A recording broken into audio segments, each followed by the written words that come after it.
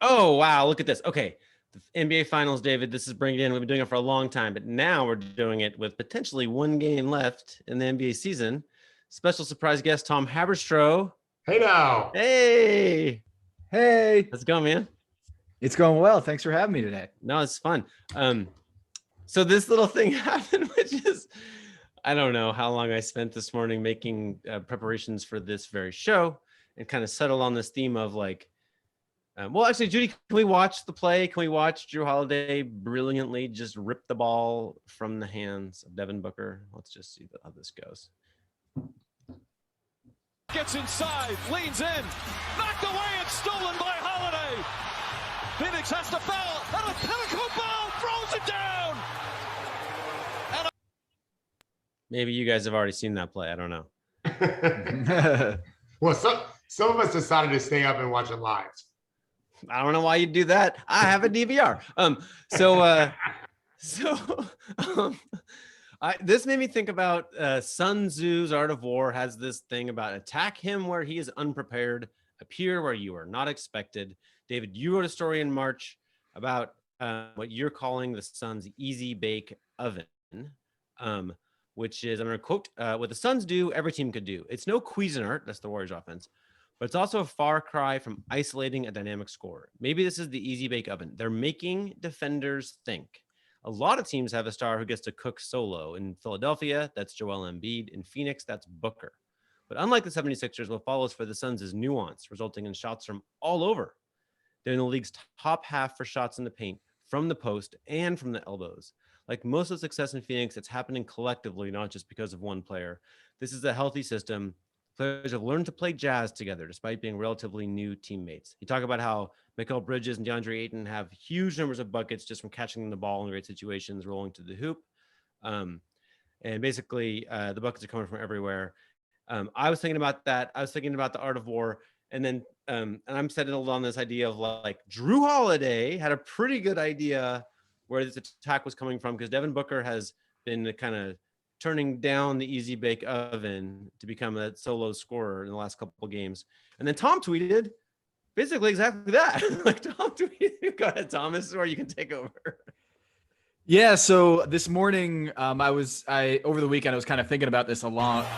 Just basically the idea that Devin Booker didn't seem like he passed a lot in that fourth quarter where he, I think, scored 11 points on 9 shots.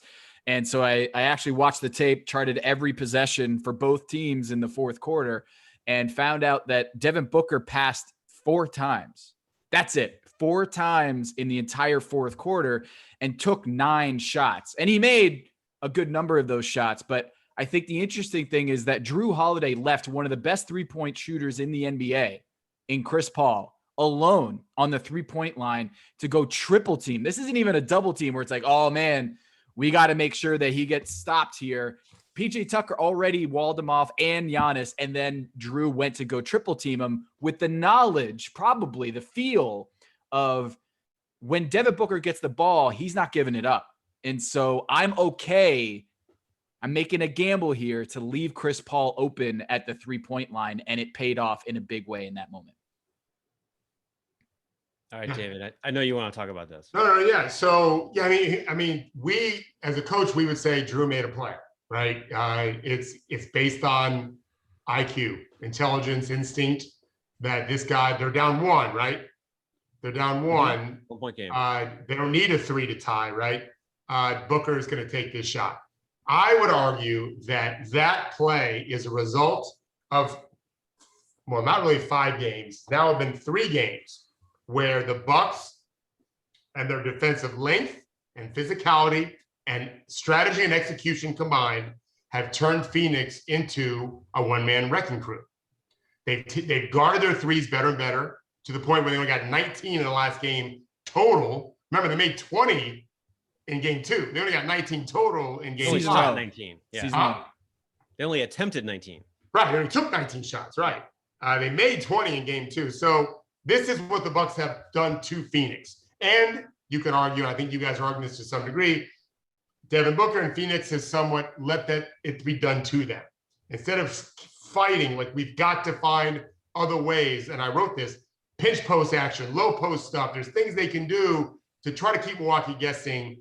They've got away from it. And I think in large part because of Milwaukee's talent on defense and Phoenix's lack of the intense will. Like, we cannot become this one-man team and expect to beat this team. And so all that led to Jrue Holiday. He actually made 2 plays. He got the steal, amazing play. The pass, as a coach, like we're talking about this in our heads nonstop. Like, what do you do? What would I tell my son? What would I tell a player that I coach in that situation? First of all, they're never going to play with Giannis on football, probably. So you only can underthrow him. You almost can't overthrow him. But that's not to discount how hard that play was. Up 1 now, knowing you can get fouled and run clock, like, you got to at least get to the free throw line. Jrue Holiday and make 1 free throw. There's 13 seconds left in the game. He probably gets fouled about 13, 14 seconds left. Instead, he made a play that easily could have been a 0 result, and then a scramble coming back, and Giannis is out of the play at that point. It's 5-on-4 coming back, but this is what you pay the great players for, is they make plays, and you gotta embolden them to do it. I think anyway, and I think you got to trust Jrue to make the play on that. He did.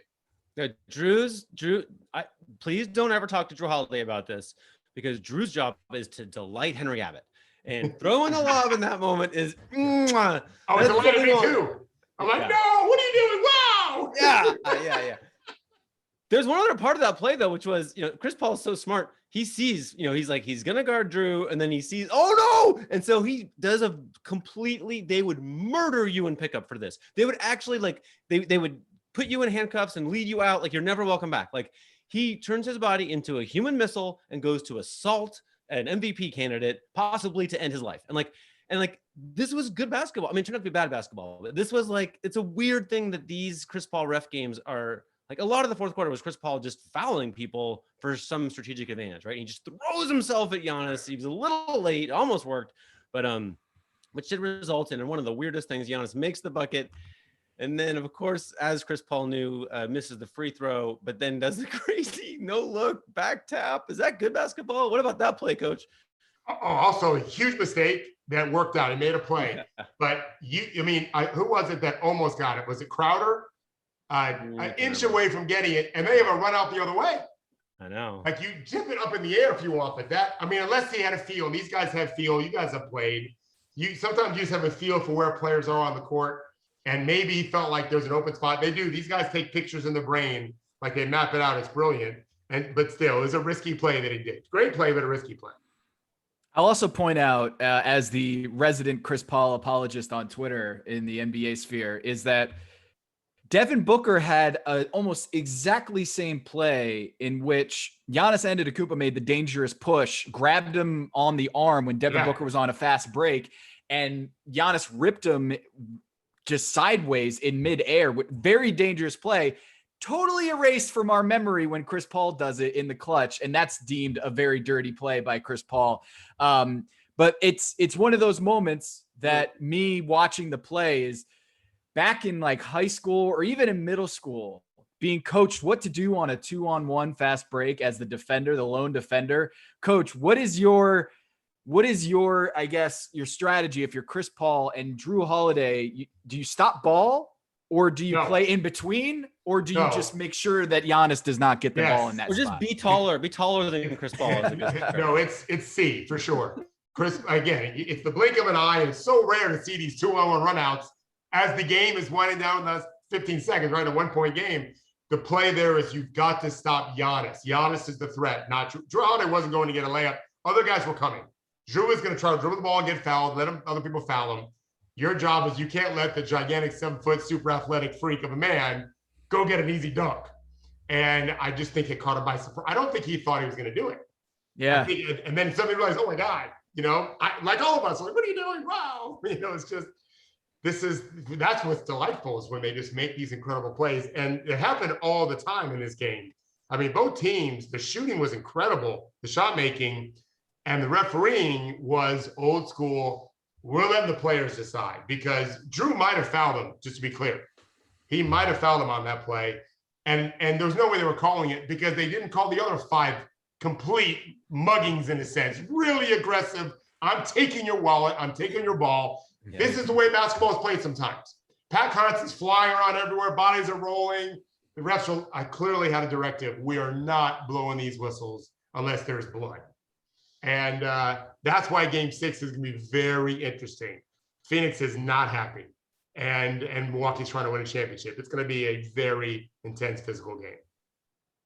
I like how in this series there's been a lot. I saw it on ESPN Stats and Info Twitter that Chris Paul is on the verge of becoming the first player ever to blow 4 2-0 leads in a 7-game series.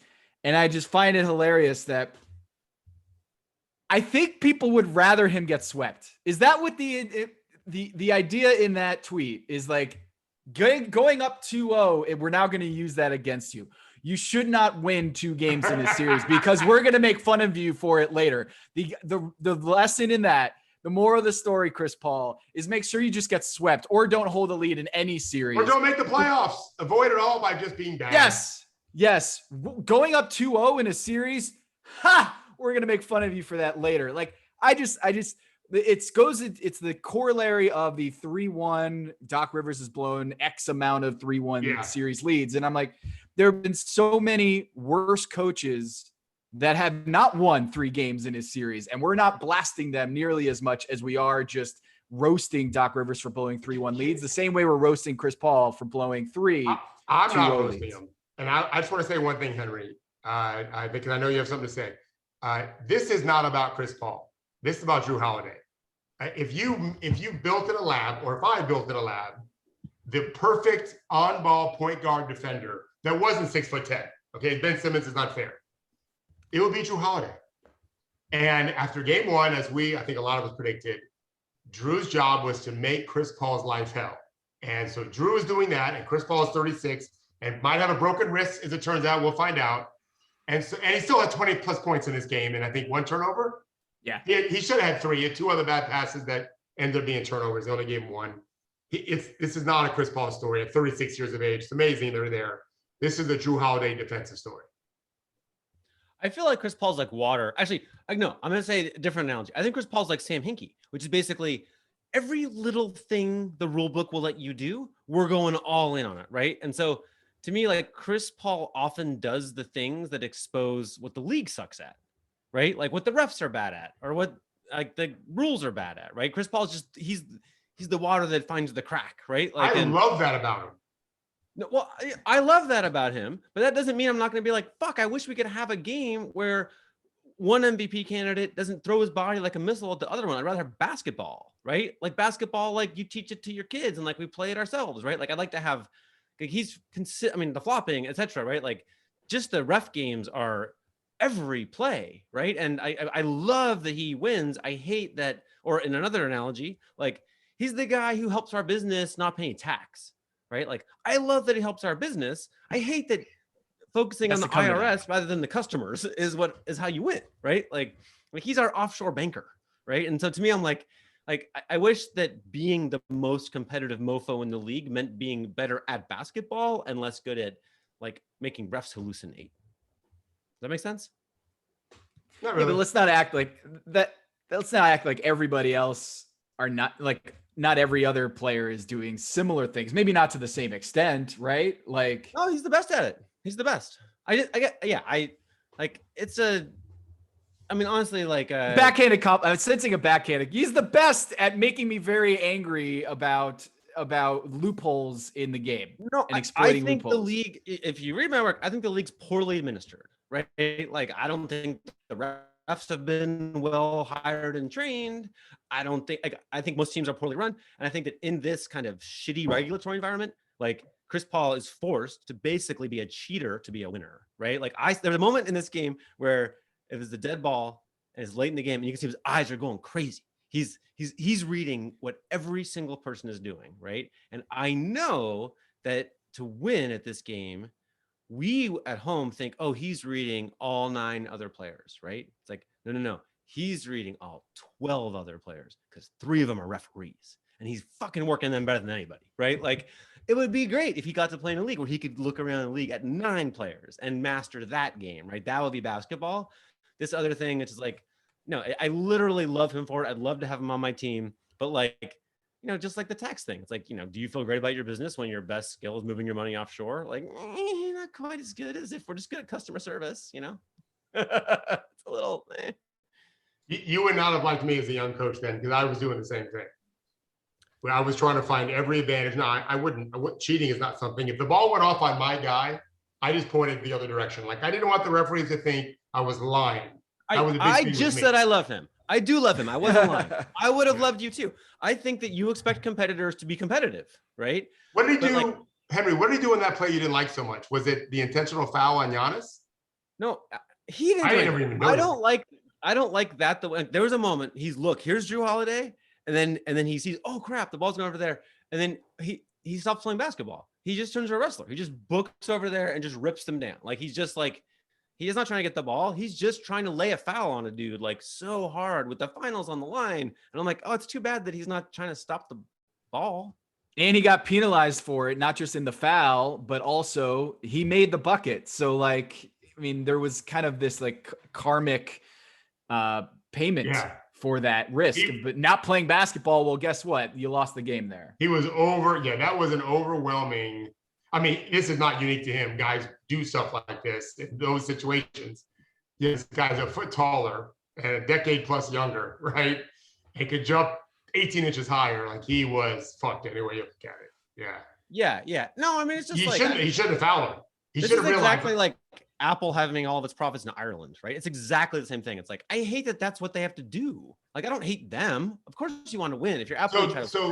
So the penalty, well, so you're saying he should have got called for an intentional foul, because that would have been free throw and the ball, and then the game's really over. I think he intentionally fouled maybe 3 times in the second half, something like that. Like a lot. There are a bunch of moments where just the right calculation for every player is like, fucking go heck that guy, right? Yeah. Like, that's a common basketball thing, which is a little bit fucked up, right? This is exactly Apple saying, like, no, don't do business. Like, just slip your money offshore. And like, it's not what anybody designed. It's not good for anybody except for us. We're just doing that. It's breaking the rules, right? It's certainly outside the spirit of the rules, right? Like, it's just that. It's just a sign of bad policing, right? Like, it's just a sign of like doing something that isn't good for the game is good for your team. Right? Those things should be a little more aligned, right? It's just badly regulated. I get your point. I'll say this. I'm not arguing with you at all. There's a famous story in my household. My dad was coaching my younger brother's team, 8-year-old team, and there was no pressing in the league. And his opponent was up like 1 point with 27 seconds left. He had 3 timeouts. He hadn't called any. He had his son dribble the near half court, not cross it, for 9 seconds to call timeout. And then the referees, because it's, Little League basketball, they gave another 10 seconds. The guy ran the clock out with 27 left to go in the game, in the championship game. Yeah. I wasn't at the game. My dad came home and he told me it was the first time in my life I didn't shake the other coach's hand after the game. My dad wasn't a coach; he was a dad. I like that. I like that he knows the rule book. Like, and actually, but okay. This is the way saying the same thing. So we changed the rule. They changed the rule after that because they didn't understand. Like, you don't get another 10 seconds. So when the Sloan conference was brand new, the Rockets, every panelist was just talking about how the Rockets had 10 full-time analysts and nobody else could keep up, right? And so then I think probably between 3 of us, we know all of them, right? And so a lot of like, oh, you guys must know a lot about basketball. And like one of the smartest people, it was like it just doesn't pay off for us to research basketball very much. Like, we just look at the CBA and the rule book. Like, we're spending all of our time just hacking the rules and regs because there's more profit in that than basketball. That's what I'm getting at. So to tie it back to the top here, I found this stat just now as we're doing the show because I was kind of blown away by it. Devin Booker in the 4th quarter in this series has 24 shots and 0 assists. Oh, wow. Yeah. This entire series. Here's a little, okay. And there's a balance here. I'm not saying that Devin Booker should not shoot, but a couple little signs he might be doing too much. True shooting percentage on the Suns in the finals. Cam Johnson, 73%. Mikal Bridges, 70. DeAndre Ayton, 64. Jay Crowder, 62. Chris Paul, 62. Frank Kaminsky, if we want to count that, 60%. Devin Booker, 56. Also when his usage rate can mean a couple of different things. Sometimes they include assists. Sometimes they don't. This is the Basketball Reference one without assists. So when he just shoots it or gets fouled, when his usage rate is 35% or greater, the Suns are 2 wins and 3 losses. When it's a little lower, between 28.7 and 35, they're 9 wins and 2 losses. I take these to be signs that just dialing it back a little would mean a lot more. DeAndre Ayton, Mikal Bridges, Chris Paul in this case, open 3 easy shots for the Suns. Does that sound right? I mean, Tom and I are going to say the same thing. This has very much been a math series. The Bucks are getting a lot more possessions, and they're slowly each game now taking away open looks for Suns three-point shooters, and also have got them just struggling. It's not easy to get the corner threes that they live on. They've done a great job executing the strategy of closing guys out early and running them off the line, and getting Booker to play one-on-one basketball, staying home on guys. Booker's talent is causing him some problems because he's just so good and get a shot off against anyone. But Milwaukee has taken the risk of, okay, that amazing player taking a lot of contested twos, and especially we keep him off the free throw line, which is something we've talked about every game. We're going to score more efficiently than them because we're going to get more productively. We have more looks around the rim with way bigger guys.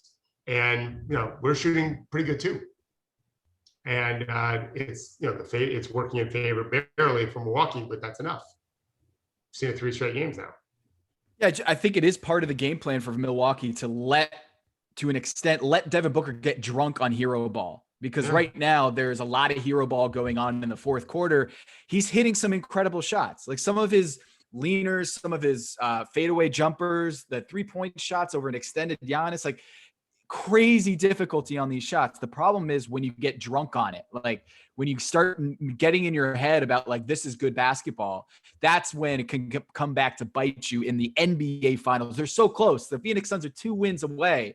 And I think really what it comes down to is kind of sharpening that mindset away from hero ball and playing sound Phoenix Suns, get the defense in a blender. Even though that defense is really good, they have to force Milwaukee to make tougher decisions and get more tired. If they're running around and rotating, that makes them more tired in the fourth quarter and puts a lot more pressure on Giannis. You seem gassed at times in that fourth quarter. I think they just need to put Milwaukee in a lot more penetrate and kick and rotate possessions. Because right now, 24 shots in the fourth quarter for Devin Booker and 0 assists is untenable. Like that in the previous series against the Clippers, he had a similar amount of field goal attempts, but 8 assists. So this isn't just Devin Booker's DNA. This is a shift from one series to the next that he has to fix. And it's not even just assists. I've seen a similar stat, Tom, that looked at true assists, which are assists that could be a made basket and just the guy that you go in. And that number is very, very low too. He's not passing the ball. But I would again talk about Milwaukee's defense. They can't really get to the rim. Lopez has been great around the rim, and then there's Giannis. They're not having a lot of success at all. Booker's the only guy that really has much of a chance at, with more or less. There's obviously exceptions, and so he can't know that he's got a good shot going to the rim. The other guys don't either, and so that's another reason why he's taking more of these mid-range shots. He at least got them off. He going to the rim just isn't a real great thing for him.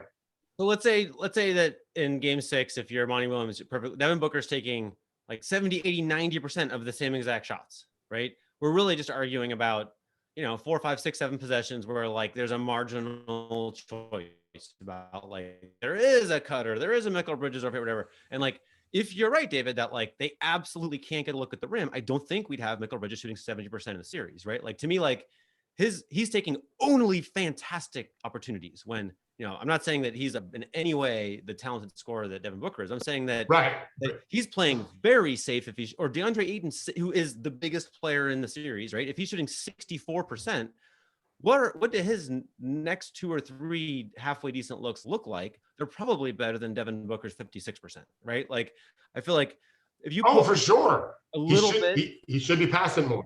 Right. Yeah. So then you'd have at the point then he'd have 4 assists in the fourth quarter, and the Bucks would have a lot harder time. Like Jrue Holiday wouldn't feel so comfortable triple teaming, right? Like, etc. Right? I feel like if you can just get a little more uncertainty into where the attack is, not so much the player that matters, but the circumstance, right? Like, is the person who's attacking like where the defense isn't, right? Then I think if that's going on, the Suns team is the Suns team. But this is the great debate of all superstars in the NBA, right? Kobe Bryant was Devin Booker's the voice in his ear, right? And like this is the voice in every superstar's ears. Like no, you can't be. We were talking about Chris Paul. Like you can't be not making the finals because you're dishing it to Dario Saric, right? It's like that is that's that voice, right? It's like just keep it. And there's the other voice as Monty Williams, who's like just pass it, right? This is the tension. Play random. This is what we've talked about. We wrote about this for the Bucks. Play random. Be a little bit more. Don't let them know what's coming. With the play with Booker, like I've seen that in playoffs before. That's a guy saying, this guy ain't going to pass the ball. I'm going to go.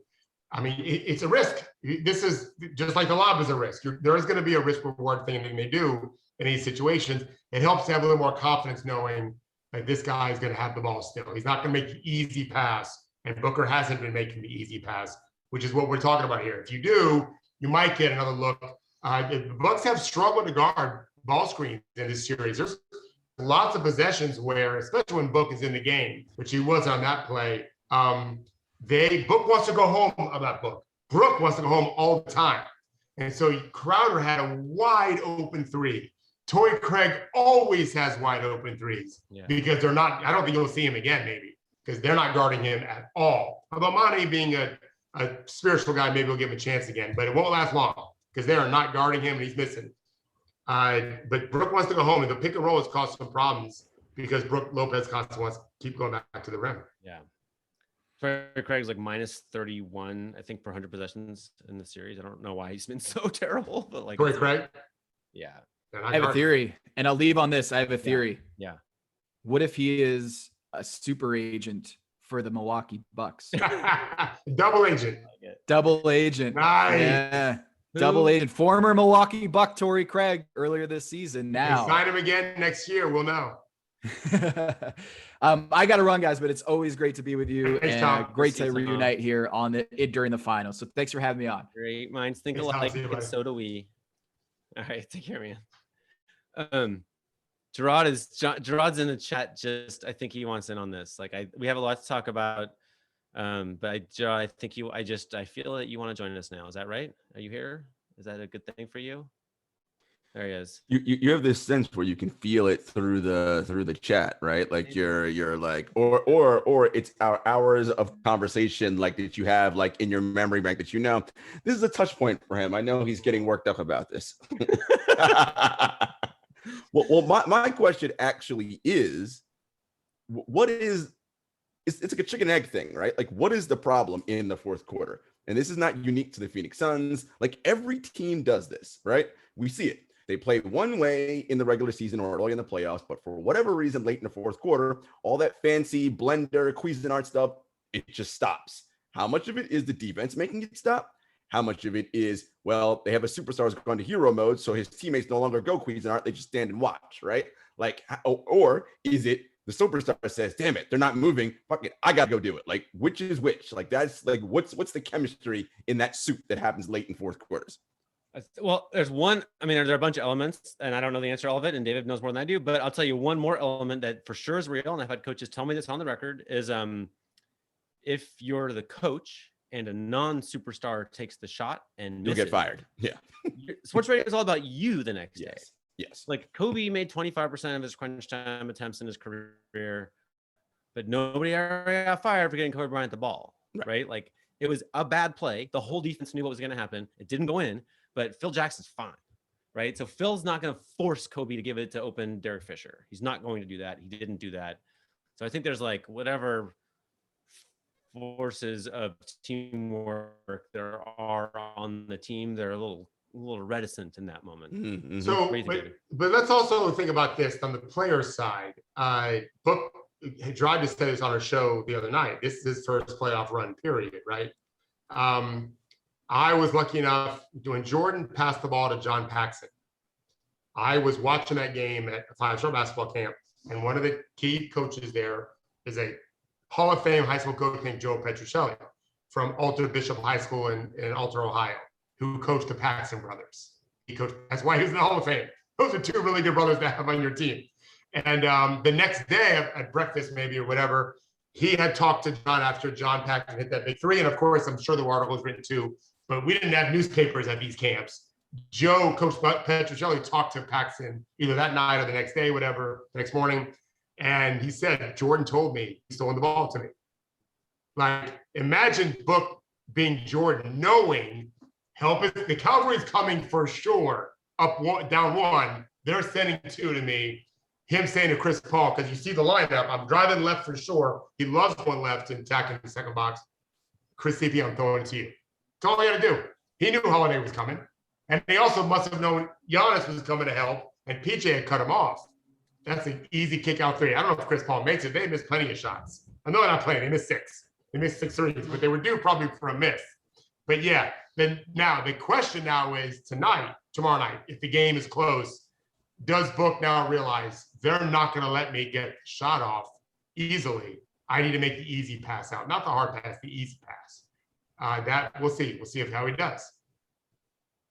It's not weird. I mean, if you're really good at something, like the equivalent would be, you sing like Beyonce, right? Like, it's not weird that she would sing, right? Like, you know what I mean? Like, that's what she does, right? Like, it's not Booker would try to score. Like, he's worked really, really hard at that, right? For these moments, right? It's not weird. It's just, I think we're just slowly learning that the best thing to do in those moments, as we believed and were told by commentators and as older players have passed down to younger players, is not the best. Yeah, and that's for sure. A transition, right? You got to kind of jump off the one tradition and onto the new one. And the commentators aren't saying like, "Oh my gosh, how does he miss Chris Paul wide open there?" Like, nobody said that. No. Right? The commentators. It's not part of the broadcast. Mark Jackson says Devin Booker's got to get the ball every time, and I'm like, no, Mark, that's not what he actually has to do. Gerard and I, big dog's got to eat. Gerard and I talked about this after on our immediate post-game show. Yeah. In two probably biggest buckets of these finals have been Middleton's left-hand bucket late in game 4, I think it was. Maybe I'm wrong. I can't remember anymore.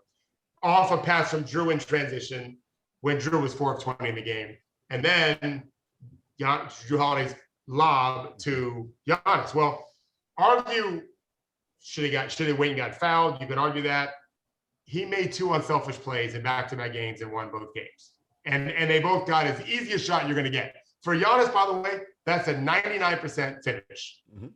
Giannis running full speed against Chris Paul is a 99% finish on the lob. It is not hard to throw that pass. If you add up everything else, it gets harder because of the tension and stress and whatever. But Jrue wasn't even guarded very hard. The pass to Middleton, kind of same thing. He made the easy play. That, to me, is what the best coaches will be teaching. If we just keep making the easiest play, by definition, we'll be doing better because we're all good players to begin with. If they're making the hard play all the time, you're going to get great results sometimes, but not nearly as much as you need. And there's such a small margin of error in these games. So when I was playing crappy, low-level 8th grade basketball, my coach would scream at us about don't save the ball under your own basket. Maybe your coach has also said this. And I asked David about that because those NBA players do it all the time. And I was like, what do you coach there? And David said, do you remember this, David? This was a long time ago. I'm sure I said, make a play. Make a play. Right? So to me, this is saying, I think you're really fucking good at basketball. And it's not going to work every time, but I think you're going to do what you do, right? I love that. And that's what I see. When I see Jrue on the break, I'm like, oh, yeah. Make a play, man. The confidence to play at that level. Come on. Like, I was watching, did you watch Team USA yesterday, Gerard? I am not watching any USA basketball until the games actually matter, but no, I did not. I'm not arguing with you. A player throw some shade at Team USA. I mean, I hate the roster construction. I don't like anything about it. But that's a whole other. Okay, well, we can debate it. It's just starting this weekend. Our players said, "I want you to watch it," so I watched it last night.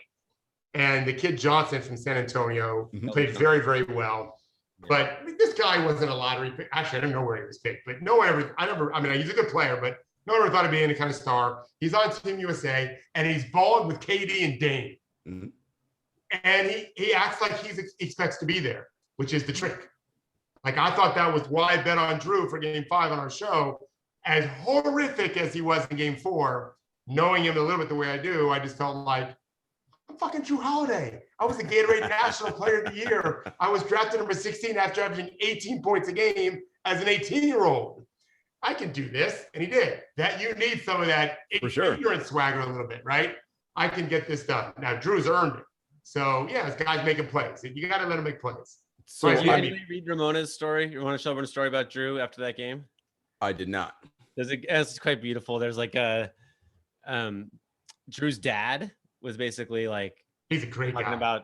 Talking about how he talks to Jrue after games or whatever. And then Drew's like, my dad thinks I'm the best player in the history of the game. Like, my dad thinks I don't ever have to come out of the game, that I don't need rest. Like, my dad thinks there's never a shot I shouldn't take. My dad thinks like I should do everything, right? Like after 420, my dad thinks like, hey, I'm gonna get him next time, right? Like, and parents are lovingly kooky in this way, and it's a beautiful thing. But also, like, maybe actually functionally useful, where you maybe for sure have a little easier time shrugging off Game 4. Right? For sure, right? I mean, Coach, we talk. What's the famous one we talk about all the time, right? An already accomplished mid-30-something Lou Alcindor, well, Kareem at that point, needs his dad to ride the team bus with him in the NBA Finals, right? So he can play better. Like this is Kareem Abdul-Jabbar. This is not like some dude who's picked in the second round who's like a journeyman, right? No, this is one of the, if not the greatest basketball player of all time, but you still need that. No, it's okay, son. You can do this. So I wonder, like, conversely, in the moments, right, late in games, like when I said it earlier in the chat,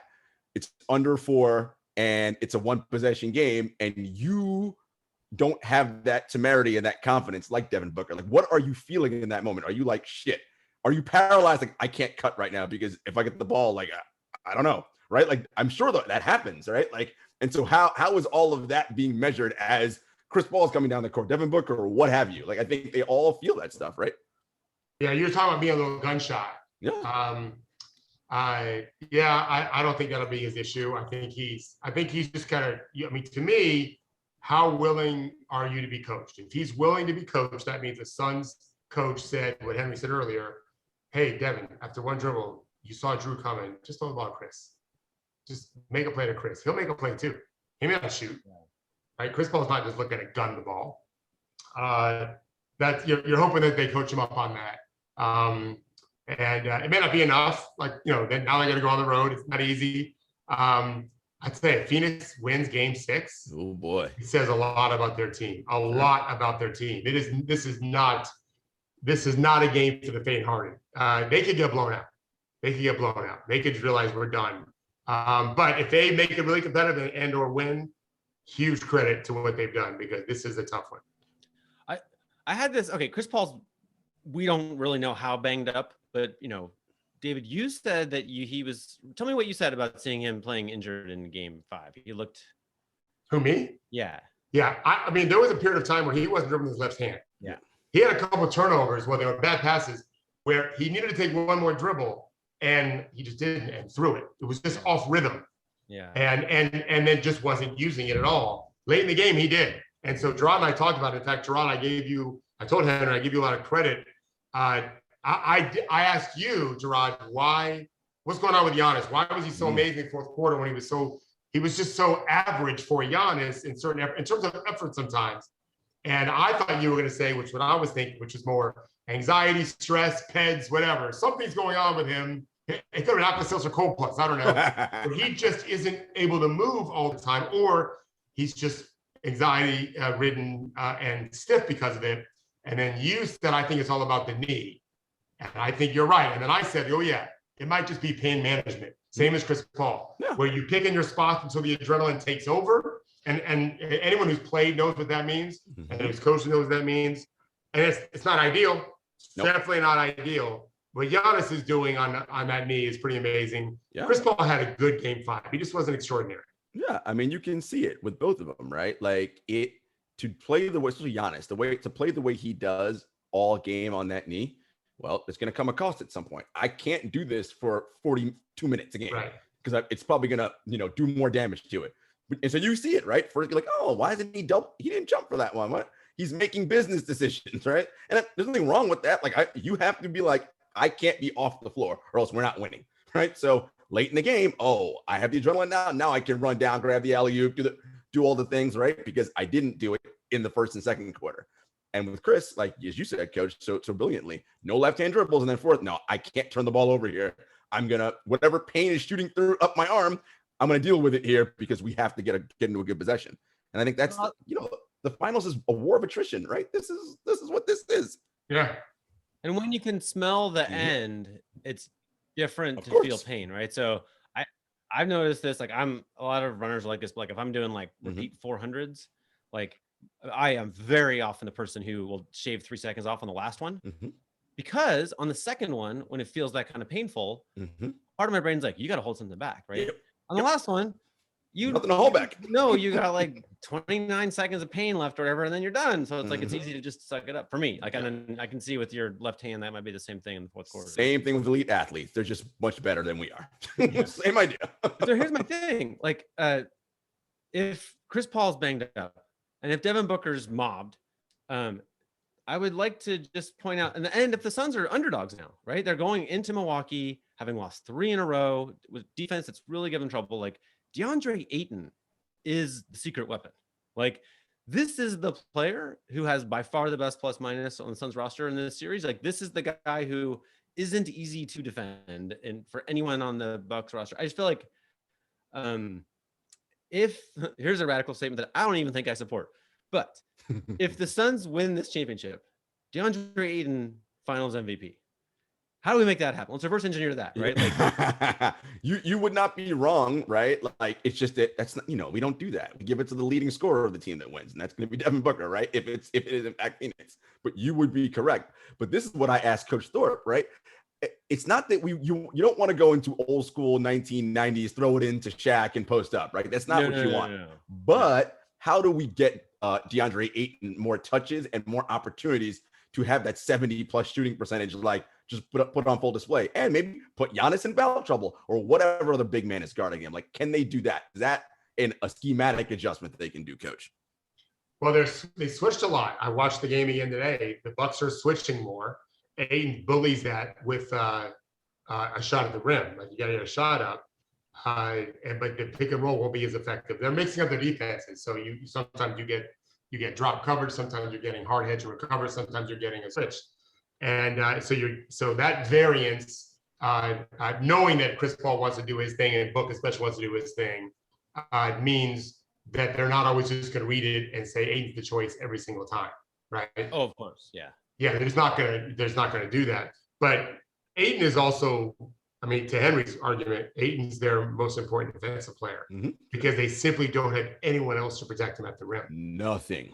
Henry and I were talking this morning, John, about that first 5 minutes of the second quarter, which I think is going to be like the most famous in Milwaukee history. They're down 16. Like they're down 16 points. If they don't recover the way they did, that thing's a wrap. And Ayton being out to start the second quarter meant Jrue had a left-hand layup driving left and a left-hand inside scoop driving right. And the second one is when Ayton came back in. Jay Crowder just isn't the answer inside. Torrey Craig not the answer inside. They're a little Frank Kaminsky's definitely not the answer. Right, they're not playing him. Sarge can't be there. Yeah, Sarge, they missed Sarge. Maybe. Yeah. So Ayton is their only hope, which is why when you think about the Warriors, I think 2 years ago, the Warriors had 5 guys that could play center on their team. I don't know why I think 5, but I know that and the Lakers had a bunch, right? And McGee and Howard were 2 of the really biggest ones. It helps to have a gigantic tall man. I think there's a reason why Team USA added JaVale McGee. Right, I think it wasn't just because Kevin Love dropped out. He's not the same player as Kevin Love. Right. I think they're starting to see, okay, we need more help around the rim, maybe on both ends, maybe on defense. I don't know. So maybe McGee won't play. We'll see. It's just insurance. But these guys are too good at scorers if you don't have a gigantic athletic 7-footer, or at least a smart one near the rim.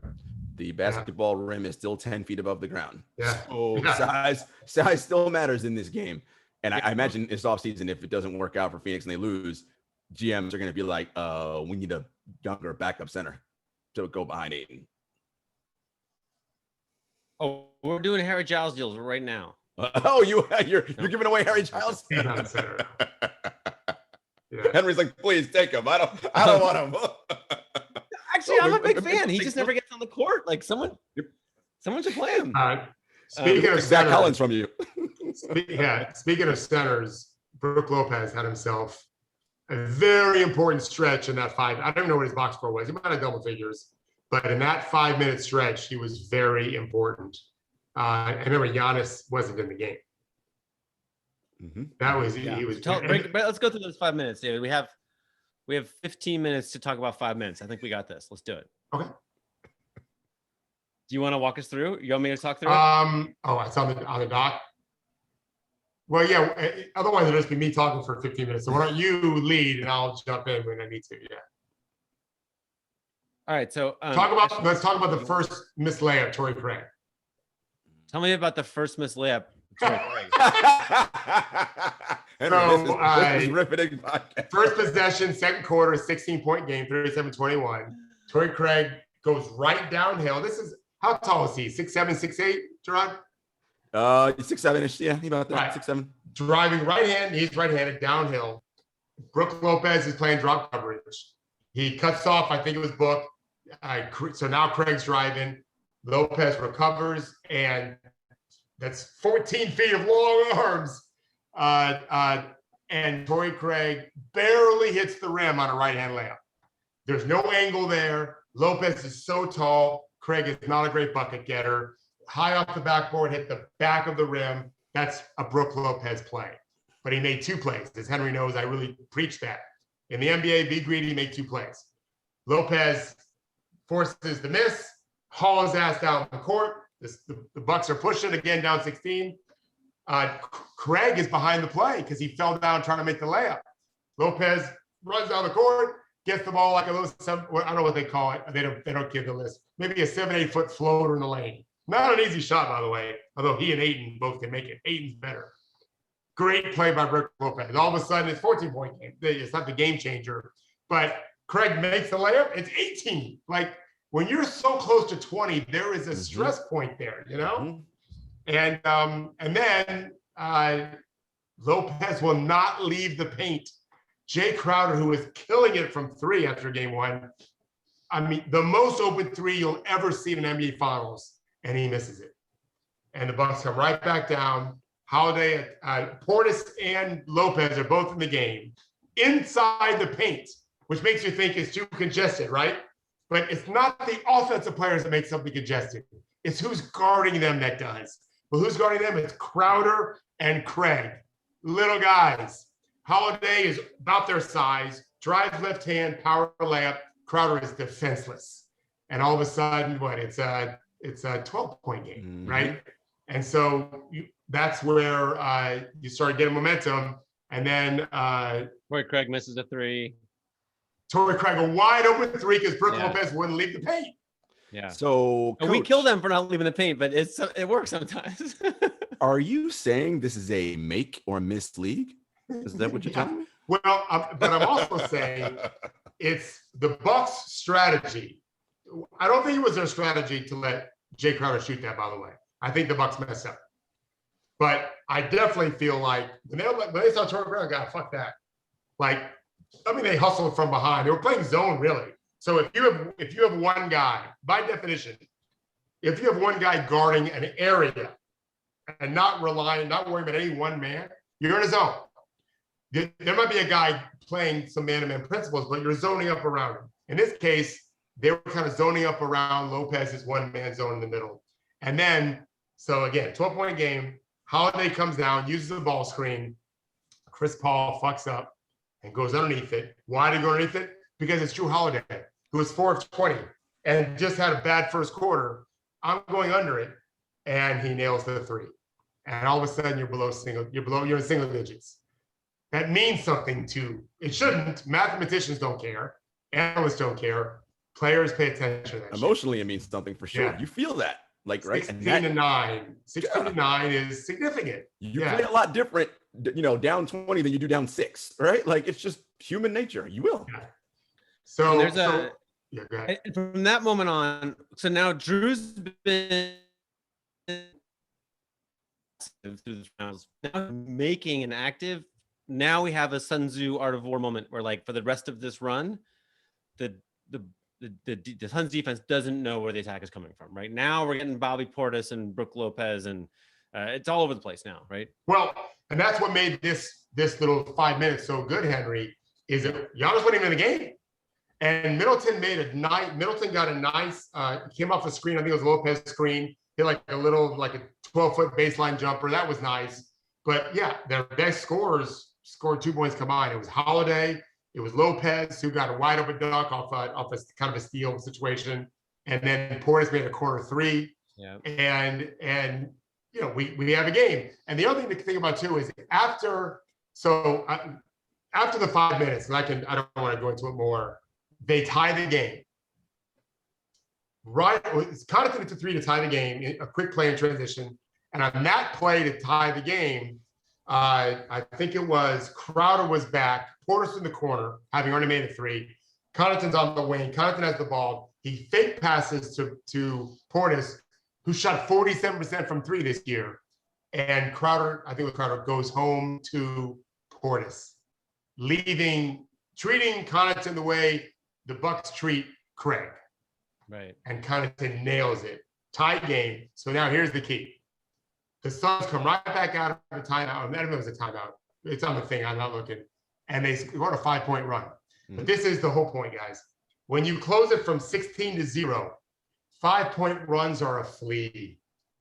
When you're down 15 and they go on a 5-point, now it's 20. And we're worried that we have no chance, right? That's the whole point of shrinking the gap as fast as you shrunk it. It was 5 minutes. It took 12 minutes on the 16-point lead. It was gone in 5 minutes and change. And all of a sudden now they're back in the game. And you could feel the momentum swinging, but it was swinging also because Milwaukee executed their strategy and finished shots. You got to make shots, you know? How much of it too was, oh, sorry, Henry, go ahead. No, you go.